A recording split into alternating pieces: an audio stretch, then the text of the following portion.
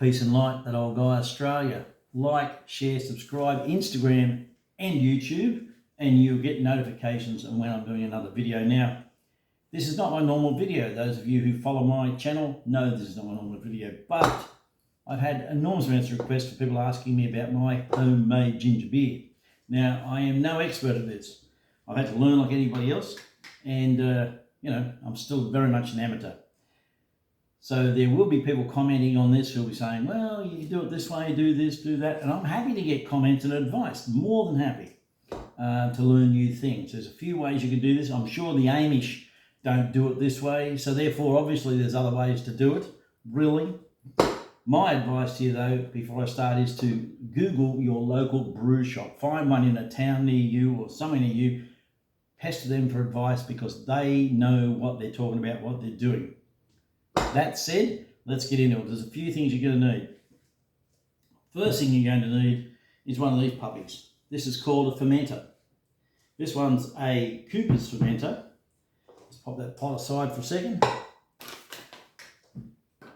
And if you buy this in a kit form, which you can do, they come with everything. The PET bottles, spoons, hydrometers, plugs, everything. The collars, the lot.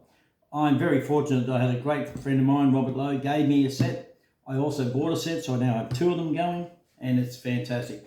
It's a small outlay. All of this will cost you less than $200. However, Australian, you'll use it regularly. Honestly, once you get it going, you'll see how easy it is. Don't be put off by what you have to go through. It's not that bad that you have to be daunted by it.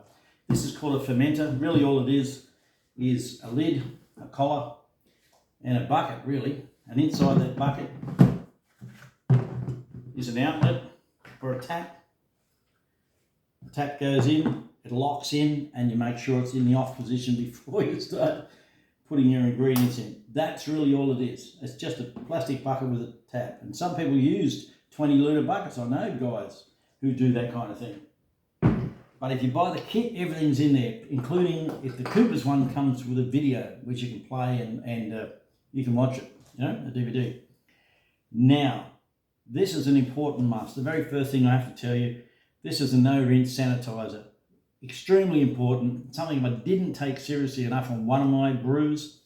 You must sanitize everything, including spoons, and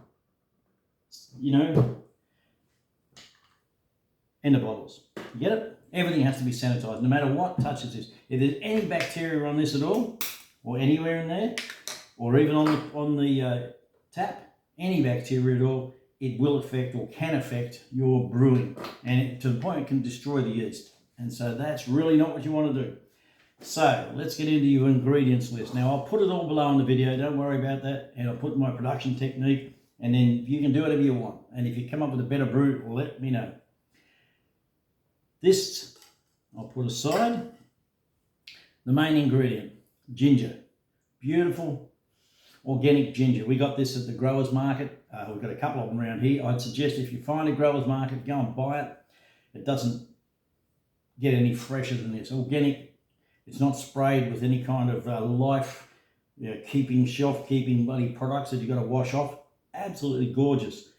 Organic ginger. You need some lemons. 4 lemons, in fact. These are only little ones, but 4 lemons. Brown sugar. Honey. Cinnamon sticks. And there are a couple of additives which I'll talk to you about as we go. The first thing you need is a big pot, a very large pot. This one's pretty good for me. In this, I'll place 3 litres of water. Now, some people use filtered water, good for you. Others use tap water, good for you. To be honest, it's a personal preference. 3 litres of water in this, on the stove. Bring it to a boil. And once it's you've brought it to a boil, reduce the heat and let it simmer. These need to be zested on the outside. The 4 of them zested. The zest goes into the pot with the water. They're then cut in half, juiced. The juice goes into the pot, and the lemons themselves into the pot. All of the lemon goes in. Now this is 350 grams of brown sugar. Sounds a lot, but there's a lot more, so don't worry about it. But it's 20 litres. 350 grams of brown sugar. 350 grams of honey. This is a cold pressed honey, 350 grams of each, right? 2 cinnamon sticks go into this here, which is a robber's best friend. It's a stocking. Joe found a packet and I grabbed one. I grate half a kilo. God, I love that smell. Half a kilo of this ginger, and I stuff it into this stocking. I then place 2 cinnamon sticks in there, and Joe also added a chopped chili, no seeds. I'm not sure how it's going to work out, but anyway, it did say you could do that, and Joe's like, oh, let's put chili in it. So there you go.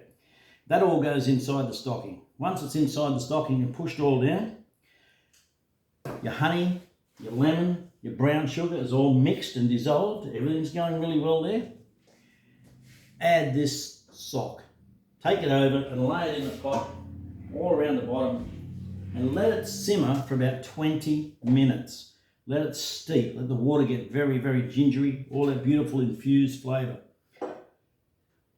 Put this over here.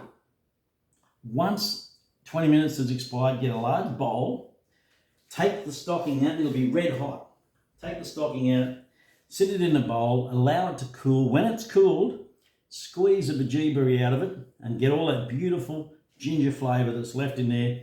Get that all out of the stocking, right? And if anybody knows what to do with a heap of ginger pulp, let me know, because you get a fair bit of it left over. This is now being disinfected and cleaned. Make sure, it's only a tip, this is my recommendation.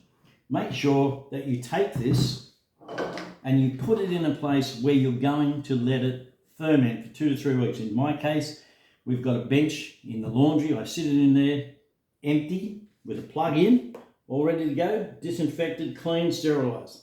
I then take the liquid and put it in here. Okay, so that way I'm not carrying it through the house, and I fill it up in the laundry to top it up to 20 litres. So we've now got our juice from the ginger, which we've squeezed out. We've got our lemon, we've got our cinnamon, our honey and sugar all in the pot. I then put it through a fine strainer.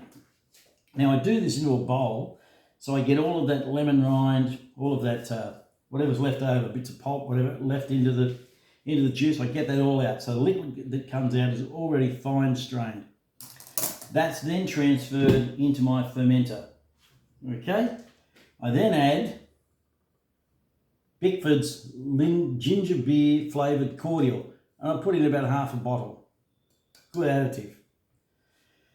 That is then mixed all through with your sterilised spoon. All right? You got me? Then we add the water up to 20 litres. Once it's up to 20 litres, that's all you need. In goes this. Now this is a cracker. This one's Morgan's Ginger Beer. If you've got a brew shop, you're going to need to get one of these. It's called a wort, W-O-R-T. It's a starter for your ginger beer, and it'll help with your alcoholic levels of your beer. But you can get this in a packet. This one came in a tin. You can get it in a packet. It's called a wort, okay? And then they'll probably tell you to add about a kilo of dextrose. Dextrose is pure sugar. I understand that some people are a bit hesitant about this. I'm sure the Amish don't do it. But it helps with the fermentation process and the production of alcohol in the fermenter. So I'm only following the instructions that I had myself. Sounds like a lot of sugar, but it's a heck of a lot of water. 20 litres. It ends up being quite a bit. This is then left for 2 to 3 weeks. Nobody touches it. You leave it in there. You'll see this here. It has a stuck-on strip here. This is a thermometer. It gives them a temperature reading. Okay, they come with a kit. If not, you have to buy one. They're just a little strip, only a couple of bucks. And they light up wherever the temperature is of your fermentation. Now, they've got to be between 15 and 24 degrees. If it's below 15 degrees, the yeast won't activate. If it's above 24 degrees, basically, within reason, it can cook the blooming yeast. The last thing that you have to do once you've got that in, everything in there, your water in, cordial, everything's in there, is something a little controversial. I'm going to go and get it. I won't be a second. Hello. And this is it. This is a yeast. Now, some people tell you you've got to use brewer's yeast, and I understand that. This is a baker's yeast, still yeast. I'm a baker by trade. I use this all the time at home. Now, the purists will tell you can't use it, but there's a lot of people just use normal yeast. If you go to a brew shop, they'll say, oh, no, you got to buy our special yeast. I'm like, okay, whatever. But this is what I use. Just saying. 15 grams, sprinkled on top of the water, stirred in. That's it for 2 to 3 weeks. No touching it. It's all done. It takes about half an hour to do it all, 40 minutes maybe with the grating and everything else. But it's not a big process. And I assure you, when it comes out, absolutely beautiful. The next part, I'll do a video next time. I'll talk about your bottles, the plastic PETs that you can buy or that come with the kits, the big glass ones that we've got as well. I'll talk to you about hydrometers and how they work for the measurement of alcohol in your brew. And I'll tell you about bottling. But in the meantime, Joe, we have to go. We're heading out on the harbour for a cruise. Peace and light, that old guy Australia. I hope you get some information out of this. Don't be too daunted by the process. It's not a huge process if you get it all ready, okay? Ciao.